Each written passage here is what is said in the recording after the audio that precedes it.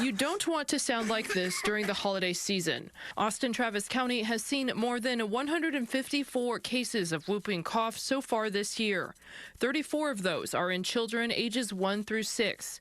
90 of those cases are patients ages 7 to 19.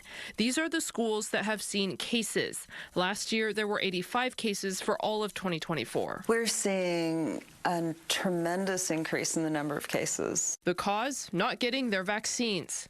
Children should get their DTaP shots between 2 months and 6 years old. Preteens and teens can get the Tdap booster. Adults should also get a booster if they're around young kids or seniors. This is a vaccine-preventable disease, and we are just seeing that because kids aren't up to date on their shots, they're more at risk for getting sick. Whooping cough starts like a cold with runny nose, sneezing, mild fever, and coughing. But the cough can last for weeks or months. If you're not sure what you have, get tested. The later symptoms are a worsening cough, a loud whoop sound when coughing, vomiting after coughing, difficulty breathing, and coughing worse at night. A person can be contagious for up to 21 days without antibiotic treatment. You should stay home until you're better.